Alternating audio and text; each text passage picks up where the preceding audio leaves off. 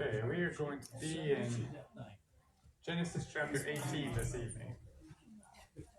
Genesis chapter 18. And Genesis 18 and 19, there is kind of an emphasis on the importance in God's eyes on hospitality, and how God considers hospitality really an important part of righteousness, and that we see that here starting in chapter 18 and verse 1. It says, "Then the Lord appeared to Abraham by the terebinth trees of Mamre, as he was sitting in the tent door in the heat of the day." And so remember, these are trees that people often sought out where they hoped to, have some kind of communication with God.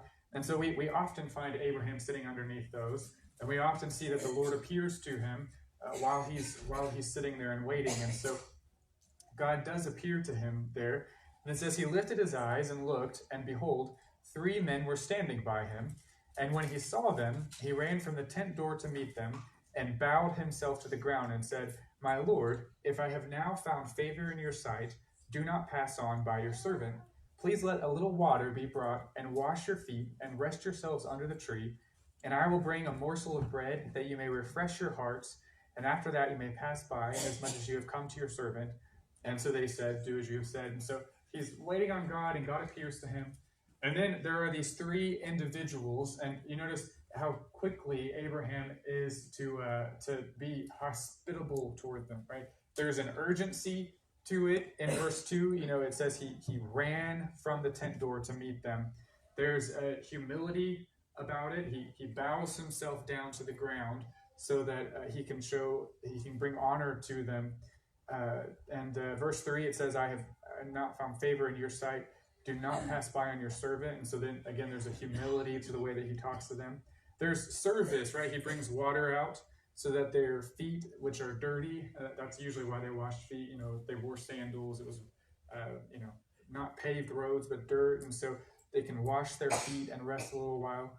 And then there's a kindness or a usefulness to it. He says, "I'm going to bring you out a morsel of bread." Now, I like that because he says a morsel of bread. And so, when you think of a morsel, right, that's like a little bitty. But then read all the things that Abraham prepares for them. It says in verse 6, "He hurried into the tent to Sarah and said, 'Quickly, make ready 3 measures of fine meal, knead it and make cakes.'" All right, so already 3 cakes is not my idea of a morsel. "But then he ran to the herd, and he took a tender and good calf, and he gave it to a young man, and he hastened to prepare it.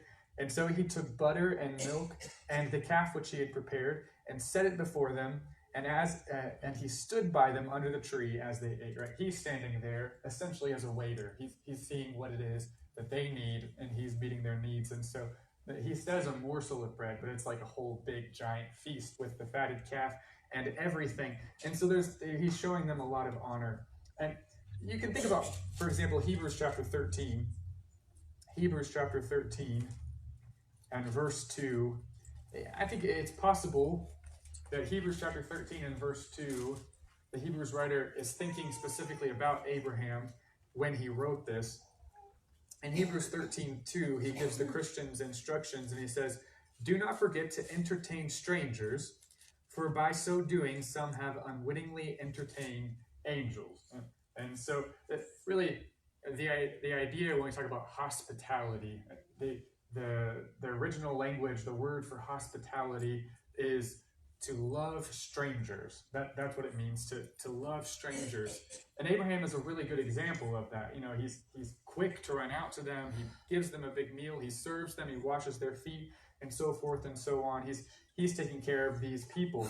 And sometimes when we talk about hospitality, what we really think of in our culture is, just the way that we greet people into our home, or that we're able to serve a good meal. And so we'll talk about being hospitable. We'll talk about having our friends over, and that's all good and fine, and we should do things like that. But when the Bible talks about hospitality, more than just are you a good hostess, or can you have your friends over, it's talking about strangers who have need, and being able to invite strangers into your home, and being able to help out and honor strangers in particular. And that's Abraham doesn't know who these 3 men are exactly, but he goes above and beyond to care for them as they travel through the area.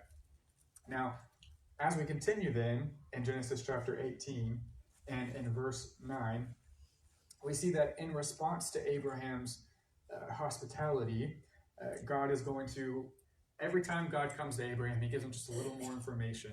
First it was just go to this land that I will show you, and then he showed him how big the land was. In chapter 17, he told him specifically, he says, it's going to be a child named Isaac through your wife Sarah. Now he's going to really emphasize the timing. When is this baby going to come? Verse 9, they said to him, where is Sarah, your wife? And so he said, she is here in the tent. And he said, I will certainly return to you according to the time of life. And behold, Sarah, your wife, shall have a son. Now Sarah was listening in the tent door, which was behind him. And I think that was God's intention. When he asked, where is Sarah, your wife? If you hear your own name, you listen a little closer, don't you? Especially if it's in the other room, you're in the other room, but you hear someone say your name, you're like, what are they saying? You want to know what they're talking about. And so he has said Sarah's name, and then he says, Sarah, your wife, shall have a son. And so she's listening very intently. Verse 11, Abraham and Sarah were old, well advanced in age, and Sarah had passed the age of childbearing. She knows biologically this should be impossible. And so therefore Sarah laughed, and this is interesting, she laughed within herself. Right? And so we understand, sometimes you laugh out loud, and sometimes you just think things to yourself. Right? Within her own mind, she thinks, that's really funny. And she says to herself, after I have grown old, shall I have pleasure, my Lord being old also, right? It would be a great joy to have a baby, she says. But she doesn't believe that's possible because biologically, she's way past the age that should be possible. And so the Lord said to Abraham, why did Sarah laugh, saying, shall I surely bear a child since I am old? Is anything, and I love this quote, or this question that he has, is anything too hard for the Lord? And you think about it, what is hard for God? What is difficult for God to accomplish? If he decides to do something, he has all the power that he needs in order to make that happen.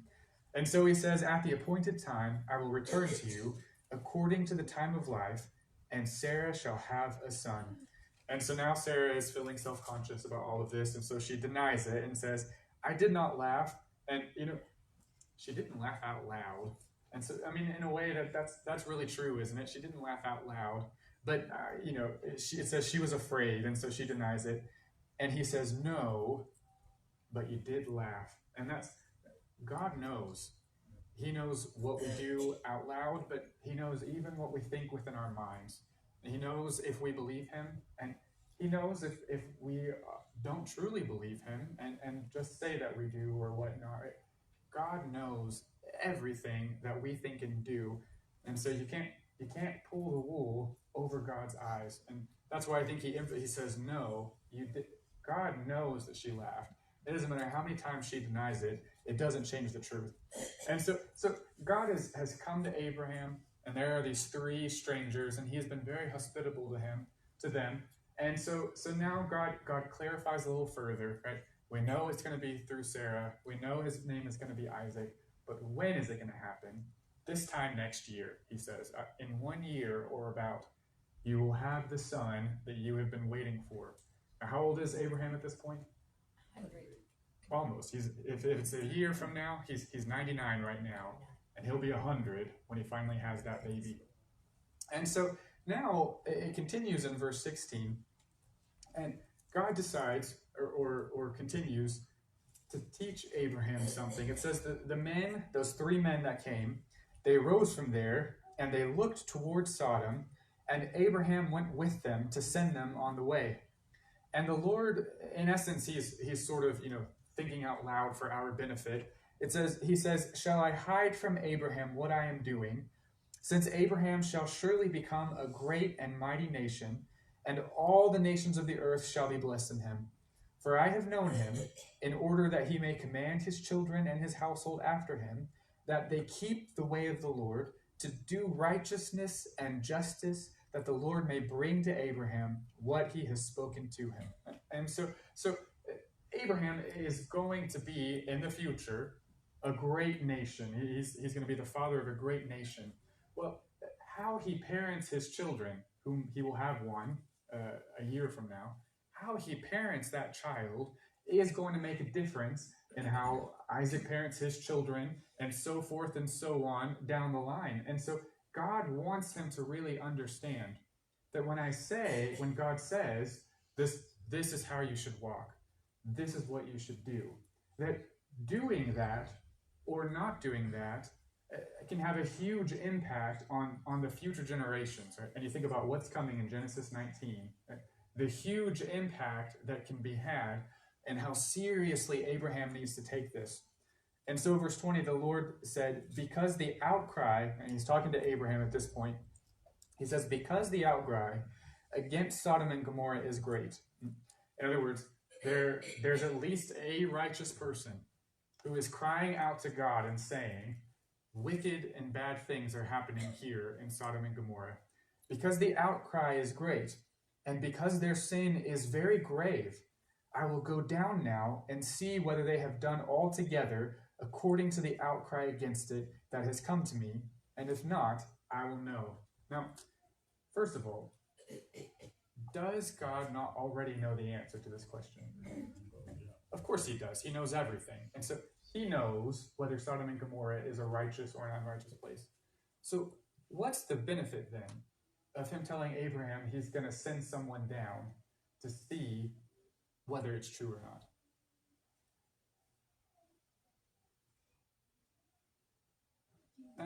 Go ahead, Don. Where you go? I would just go ahead. I'm not sure. That's okay. But I think he wants him to know that he hears him. Okay. Yes. So he's kind of proving to Abraham, and I think that's exactly it.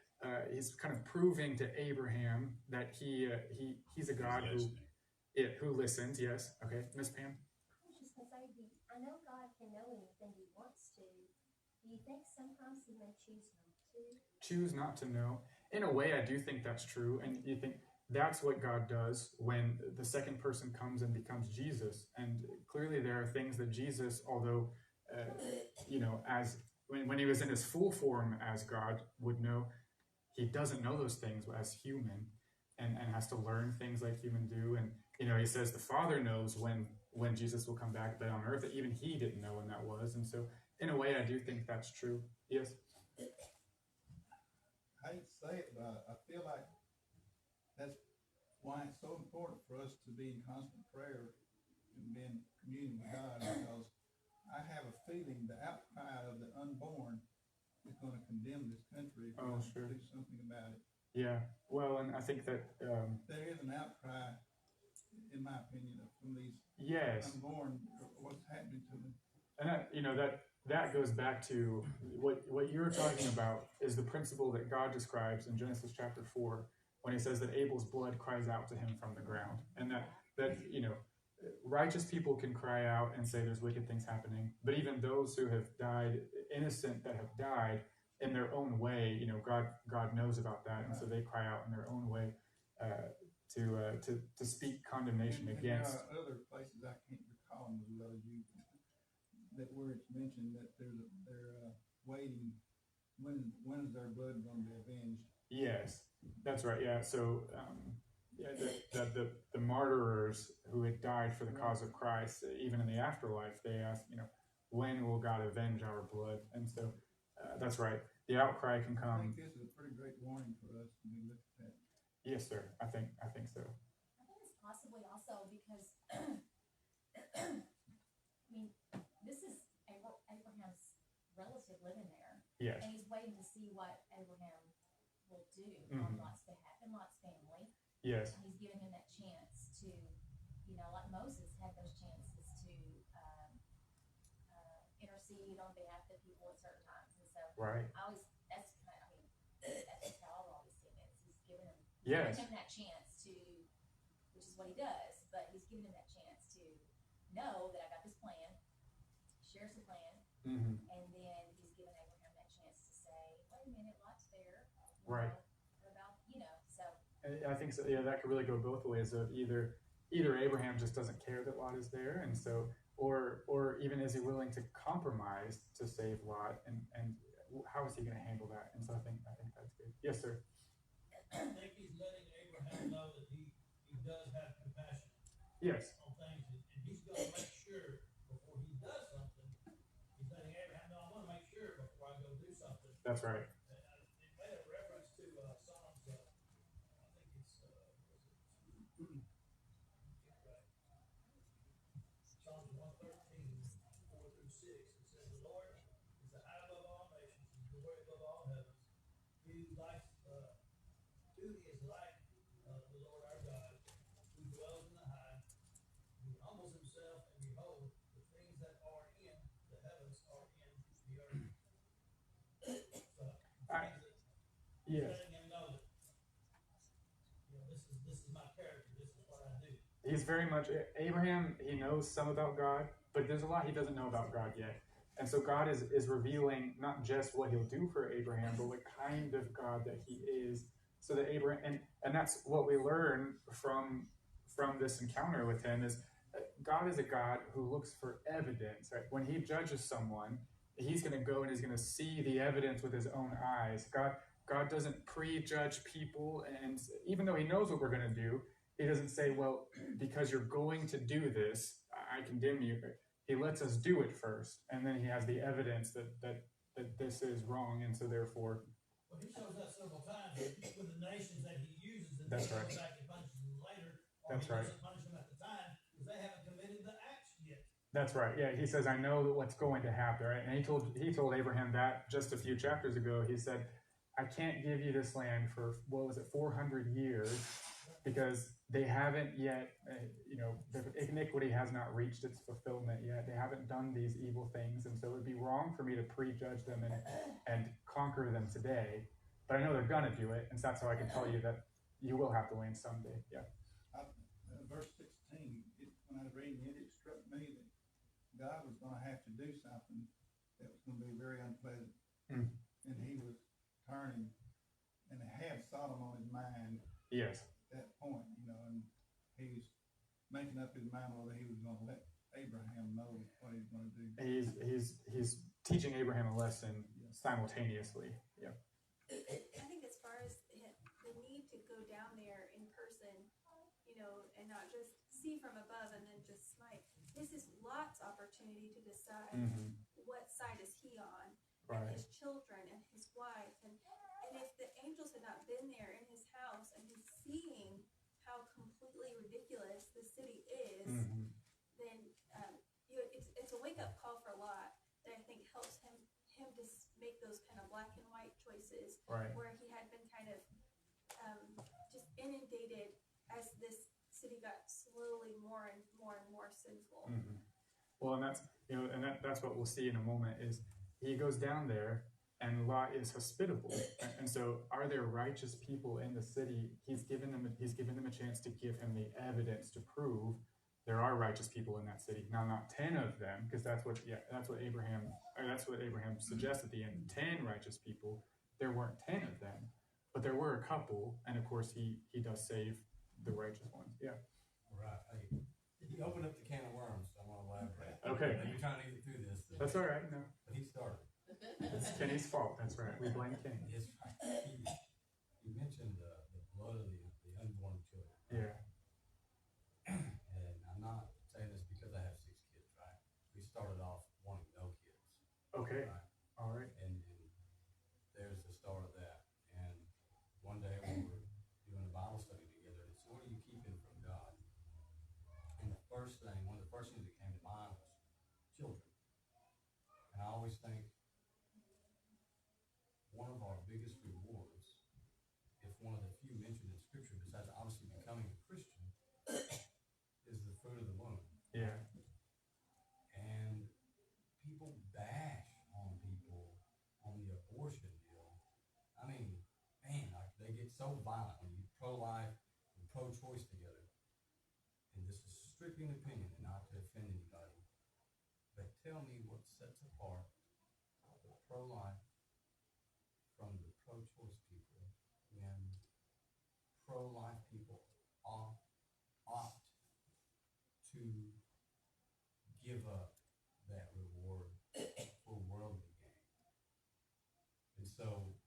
God is constantly raising up people and telling us we should bear fruit and raise up our children, and they are the next generation. What are we going to do when we're already there? People don't want no more kids. Yeah. Who is the church? And so it's just interesting. He said that those people are going to be guilty, and there's going to be a call against that. There's going to be judgment and punishment for that. And people think on the pro-choice side that they're above that. Right. But yet, they're in the exact same boat. They don't even realize it. Well, in Psalm 127, Psalm 127 describes how, the quiver full of children is a blessing from the Lord. And so certainly, it's a big lesson for another time. But right. It's a lesson we skip around. Yeah. But when he said that, it just struck a bell. Right. And certainly, we wouldn't want to say that choosing not to have children in the first place is the same as removing children from your womb. Right. That would be a distinction I would make, certainly. But I do, that's a good thing to think about is, The part what you were saying earlier, God sees the heart. That's right. And second, we can see that, in the the Old Testament has commands about, be fruitful and multiply in a very physical sense. And the New Testament doesn't actually have commands to be fruitful and multiply in a physical sense. Those commands are spiritual and spreading the gospel. And even, Paul says, in some instances, better not to be married at all. And so, we can see that there are some distinctions, but I do think that that's a good thought to chew on for sure. It's a big topic. Yeah. Kind of like divorce. People don't want to talk about it. No, I think that's a good thing to talk about, yeah. I'm sorry, so they opened it. Yeah, it's open. It's open. Yeah. But, what he said is saying, it brings up the importance of evangelism, because I read studies that the sustainability rate in America for Christianity, I guess you'd say. Yeah. We're getting to the point where we're not, Mhm. but other religions are. So your Jewish people, your Hindu, your Islam, or whatever, Islam. different There we ones, go. yeah. These people are not. They are Growing. continuing and going beyond. But your average American quote unquote Christian, Right. we're down to 2 children basically. And if you keep going out generations, then we are not sustaining the Christian without bringing more in. Right. You gotta, Which makes evangelism all, yeah. right. Yeah. So you have a point that if we choose not to and don't bring other people into church, eventually, if it keeps going that way, There is no we more. are Yeah. going to. Yeah, no, you're right about that. So that's an interesting, yes, ma'am. I'm not gonna tag on the piece. Okay, a different direction, all right. I'm gonna tag on Pam. Yes. Make sure I understood what you said. I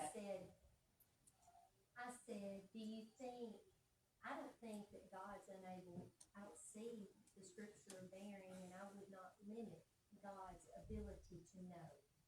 But I do think that it looks like to me through scripture that there are times that he does sit back and he waits for those actions or whatever. And you think about Abraham even, as he took Isaac up on, and Abraham pulled back his hand, and the angel of the Lord stopped and said, now I know. Now I know. Yeah. Now I know.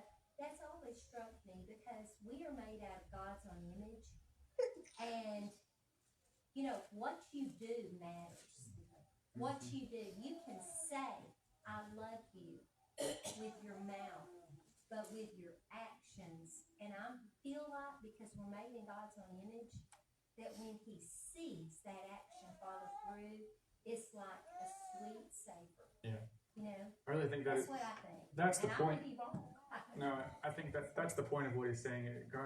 God wants to see the evidence with his own eyes, and so that's why he's sending these men down to Sodom and Gomorrah. And so he continues then, and let's see here, verse 22. Verse 22. Then the men turned away from there, and they went toward Sodom, but Abraham still stood still before the Lord. And so that Abraham in the beginning maybe doesn't know why these men are there, but this is their purpose. They are going to Sodom to find out whether it is a righteous or a wicked nation or not. And so Abraham came near and said, would you also destroy the righteous with the wicked? Right? Now, remember, there are things that Abraham doesn't know about God yet. There are things he has not learned. He doesn't have the book of Genesis written down where he can study it. He's got to learn it straight from God. And so, of course, he asked if they were 50, would you spare the city? And he says in verse 25, far be it from you to do such a thing as this, to slay the righteous with the wicked, so that the righteous should be as the wicked. Far be it from you. Shall not the judge of all the earth do right? Now, this is an interesting thing because, first of all, he's almost like rebuking God. Shame on you if you destroy the righteous with the wicked. But he's not wrong, of course, because a good God doesn't do that. And then second, notice what Abraham has learned. God is the judge of all of the earth. He's beginning to recognize, or he knows, that God will judge every single person and that he has a right to do that. His question is, will he do it the right way or the righteous way? And so that's, God says, well, if I find 50, I'll spare it. And, Abraham keeps going down, 45, 40, 30, 20, 10. And God says, if I find 10 in the city, I will not destroy it. And so then God goes his way as soon as he had finished speaking with Abraham, and Abraham returned to his place. Meanwhile, these three men have traveled to the city of Sodom, and it says in chapter 19 and verse 1 that the two angels came to Sodom in the evening, and Lot was sitting in the gate of Sodom. And that's all throughout, you think about Proverbs 31, all throughout Scripture, righteous men sit in the city gate during the day because that's where the leaders all sat, and they come together to figure out what's the best thing to do for the city. And so when Lot saw them, he rose to meet these strangers, and he bowed himself with his face toward the ground. And so this is very similar to Abraham. He rises to meet them. He shows them honor by bowing, and he said, "Hear now, my lords, please turn into your servant's house and spend the night and wash your feet, and then you may rise early and go on your way." And they said, "No, but we will spend the night in the open square." But he insisted strongly, so they turned into him and entered his house. And then he made them a feast and baked unleavened bread, and they ate. And so, again, he invites them into his home. And even when they kind of, no, it's all right. It was common for people back then to sleep in the square. That was a thing that people did pretty often. But Lot says you simply can't do that. And then he feeds them just like Abraham did. And so, just like Abraham, Lot is a righteous person because he has hospitality to strangers. Now, we find out that, of course, that was especially important where they were living, because verse 4, before they lay down, the men of the city, the men of Sodom, both old and young, all the people from every quarter surrounded the house. And they called to Lot and said to him, "Where are the men who came to you tonight? Bring them out to us so that we may know them carnally." And so this is what I assume he knew would happen, or he feared was a possibility, probably seeing, he's lived in this town for some time. And even when he first went to Sodom, back in chapter 13, it told us in chapter 13 that even then they were an exceedingly wicked people. And so he's seeing what they can do, and he's trying to prevent that from happening. And he comes out of his house, and he talks to them for a little bit about it. They're insistent. They want these two men to come out of the house for evil purposes. You notice it says in verse 9, they say, "This one," talking about Lot came in to stay here, and he keeps acting as a judge. In other words, he keeps on telling them what you're doing is wrong. That's what he said in verse 7. He says, "Please, my brethren, do not do so wickedly." He keeps telling them that their actions are wrong, and they're tired of hearing it. They're tired of hearing about it. Is that the same reaction you give people today? Sure. You point out the wrong they're doing. You're judging me. Why are you judging me? Why are you judging me? You don't have a right to judge me. Yeah, that's exactly the same thing. And so then they threaten Lot, and thankfully these men are angels, and so they have abilities that normally people don't have. It says, verse 10, they reached out their hands, they pulled Lot into the house with them, they shut the door, and they struck the men who were at the doorway of the house with blindness, both small and great, so that they became weary trying to find the door. And this is what's amazing to me about these men. They are blind. Right? There is a miraculous thing happening here where they can no longer see out of their eyes, and they are not fazed by that. They're not concerned about the fact that they've lost their vision. All they care about is finding the door to knock it down, and they don't succeed in that. But it says that they became weary trying to find the door. Because of what was in their hearts. That's right, that's exactly it. Because of what's in their hearts. If you look in Romans chapter 1, I almost wonder if Paul was thinking about this account in Genesis 19 when he was writing Romans chapter 1. And Romans chapter 1, starting in, let's see here,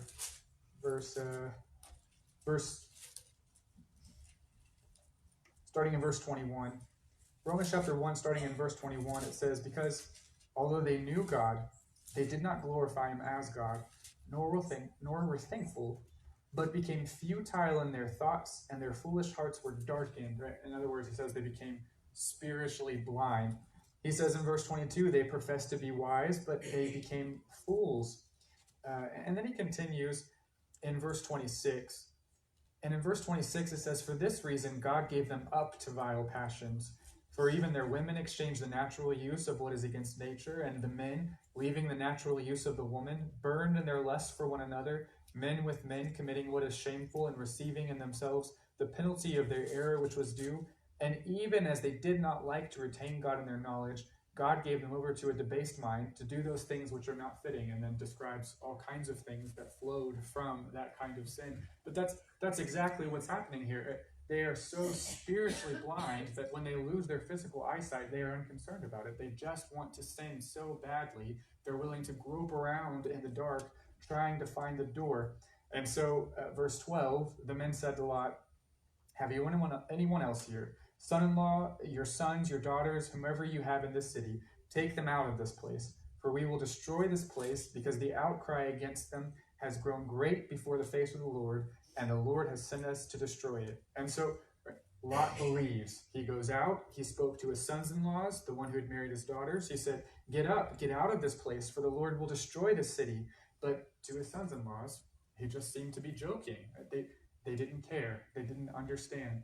And so when the morning dawned, the angels urged Lot to hurry, saying, arise, take your wife and your 2 daughters who are here. And so these are, it's possible that these are his married daughters.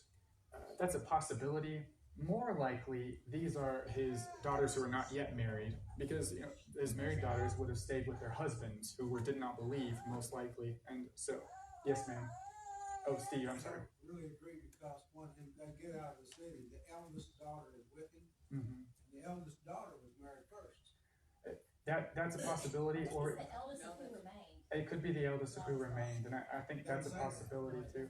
It wouldn't have to necessarily, and so it's like I said, either one of these could be options. It doesn't specify for sure, and so Verse 8, he says he has 2 daughters who are unmarried. Let's see here. Chapter 19, verse 8. Go and read. That's right. When you read Yes, the ma'am. account of Mary and Joseph, it refers to Mary and Joseph as being married. Yes. But when the Lord comes to her and being betrothed, Mhm. when the Lord comes to her, she is a virgin. That's right. And so And when you look at this scenario, you've got the very same scenario. it could be. But anywhere else in the Bible, it has never mentioned that Lot has more than 2 daughters. No, and I'm saying it's a possibility, right? But why say Why deal that? with this? Why would you say a possibility when it's not there? Because it really doesn't specify which daughters these are, and so it's okay. This is not the kind of thing that anybody is not going to heaven over, or anything like that, and so it could be either way. It could be confusing to people. It's my only concern. Sure, yeah. Well, What to me, what that saying, Lister yea be yea or nay be nay. that's fine. Yeah. So, all right. So continuing then, he says that, let's see, which verse are we in? So, all right, so verse 15, they tell him to hurry and get out. And notice in verse 16, it says, while he lingered, the men took hold of his hand, his wife's hand, and the hands of his 2 daughters, and the Lord being merciful to him, and they brought him out and set him outside the city. He clearly believes, because he goes and he warns his sons-in-laws about the danger that's coming, but he lingers. He has this moment where he doesn't want to leave any of his family behind, and so they just grab him by the hand and they pull him out. And that we're seeing God's mercy here, that even though they did have a moment of hesitation, God gets them out of the city, because these are the righteous people. And so they leave the city, and they tell them to go into the mountains so that they're not destroyed by all the things that are coming. But again, Lot he doesn't want to do that. And so he says, well, let me just go to this very tiny and insignificant city. And this is not what God has told him to do. But you see God's mercy, that the angels say, well, all right, God was going to destroy this city. This is one of those cities that God was going to destroy.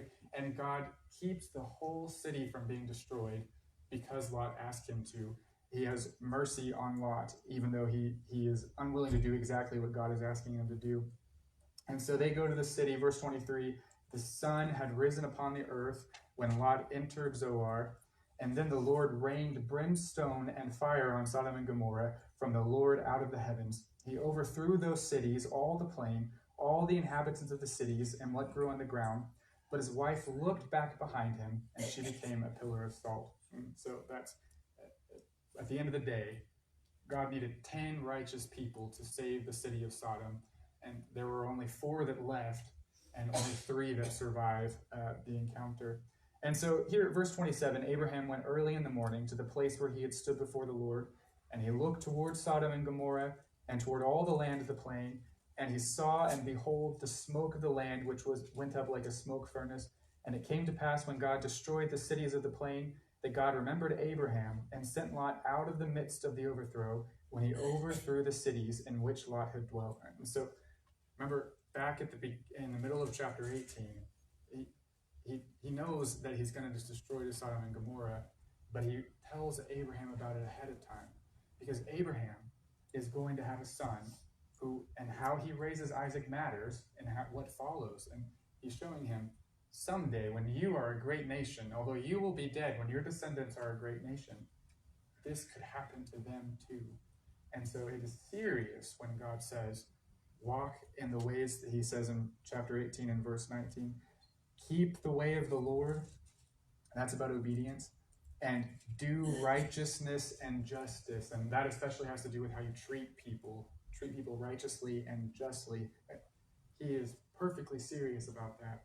That's what Abraham should have learned that day as he watched God destroy Sodom and Gomorrah. But at the same time, he learns that God is able to save the righteous, even when, at the same moment, he condemns.